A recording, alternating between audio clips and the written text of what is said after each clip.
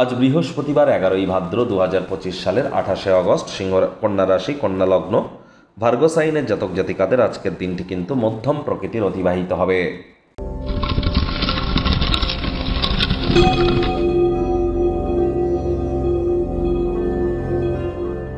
ভিডিওটির শুরুতেই স্ক্রিনে আপনারা দেখতে পাচ্ছেন বৃহস্পতির বীজমন্ত্র ওম গ্রাং গ্রিং গ্রং স গুরাবে নমঃ। এটি আজ আপনারা সকাল, দুপুর, সন্ধ্যা 3 বেলায় 108 বার জপ করুন।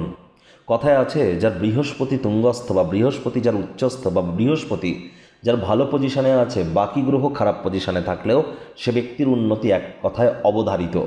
তাহলে বৃহস্পতি দুর্বল মানে কি? টোপ্যাজ বা আপনারা কোনো পোখরাজ এগুলি কি পরে নেবেন? পাথর পরবেন, জেমস্টোন পরবেন, শিকড় বাকড় পরবেন? না, কোনো লাভ কিন্তু হবে না। কারণ ধরে নিন আপনি পোখরাজ পরেছেন বা বৃহস্পতির জন্য কোনো জেমস্টোন শিকড় বাকড় পরেছেন, এটি পরে আপনি ওয়াশরুমে গিয়েছেন, বাথরুমে গিয়েছেন, আর বাথরুমটা তো রাহুর জায়গা। তাহলে রাহু গুরু মিলে কি হলো? গুরু চণ্ডাল হয়ে গেল। এছাড়াও পড়ার সময় বিএমআই রেট ক্যালকুলেট করে পড়া উচিত। অনেক রুলস অ্যান্ড রেগুলেশনস আছে, এগুলি কিন্তু না করাটাই কিন্তু আপনাদের ক্ষেত্রে বেটার হবে। আজ হলুদ রঙের বস্ত্র পরিধান করবার চেষ্টা করুন। বাড়ির উত্তর পূর্ব কোণে তামার, পিতলের, মাটির বা কাঁচের পাত্রে জল রাখার রেগুলার চেঞ্জ করবার চেষ্টা করুন। জন্মগুরু, পিতামাতা, শিক্ষাগুরু, আপনাদের মেন্টর, পথ প্রদর্শক, দীক্ষাগুরু, যার কাছ থেকে দীক্ষা নেবেন, তাদের সাথে আজ সদ্ভাব বজায় রাখুন। জন্মগুরু, শিক্ষাগুরু, দীক্ষাগুরু, এই 3 গুরুর প্রাপ্তিতেই কিন্তু আমাদের জীবন ধন্য বা ধন্য হয়ে উঠবে এবং আপনারা প্রোটেক্টেড থাকবেন। ভাগ্যমিটার আজ আপনাদের বলছে 6.5 আউট অফ 10। ভাগ্য আপনাদের অনুকূলেই থাকবে। স্বাস্থ্য, কর্ম এবং পরিবার, এই 3 ব্যাপারেই আপনাদেরকে কিন্তু একটু সাবধানতা অবলম্বন করেই চলতে হবে।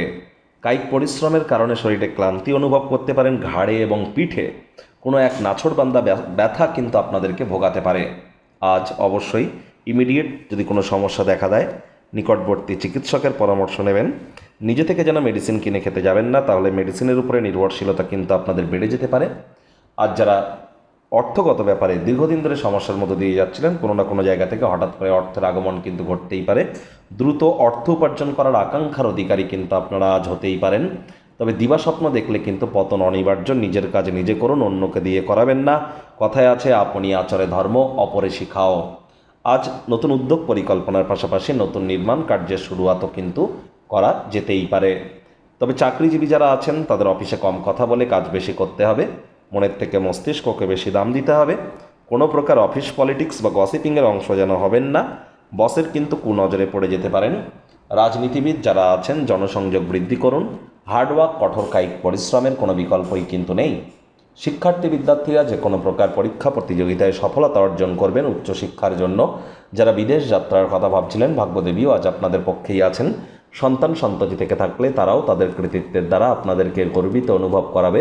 হাউস ওয়াইফদের জন্য দিনটি এক প্রকার বেশ। প্রেমিক প্রেমিকা, স্বামী স্ত্রী উভয়ের ক্ষেত্রেই বলবো, ফুল ফুটুক আর না ফুটুক, আজ আপনাদের প্রেমের বাগানে বসন্ত। দিনটিকে যতটা সম্ভব রোম্যান্টিক করে তোলা যায়, সেই প্রচেষ্টাই আপনাদের জারি রাখা উচিত। অবিবাহিতদের বিবাহের যোগ পরিলক্ষিত হচ্ছে। যারা প্রেমে পড়েননি, তাদের জীবনে স্বপ্নের নারী বা পুরুষের আগমন আজ কিন্তু হতেই পারে। একটু প্রচেষ্টা আপনাদেরকেও করতে হবে। শত্রুপক্ষ, বিরোধী পক্ষ একটু হলেও শক্তিশালী থাকছে। পরিবার, পরিজন, নিকটে স্থানীয় ব্যক্তিবর্গ, বন্ধু স্বজন কারোর উপরেই জোর করে নিজের মতামতকে জাহির করলেই কিন্তু মারাত্মক ক্ষতি।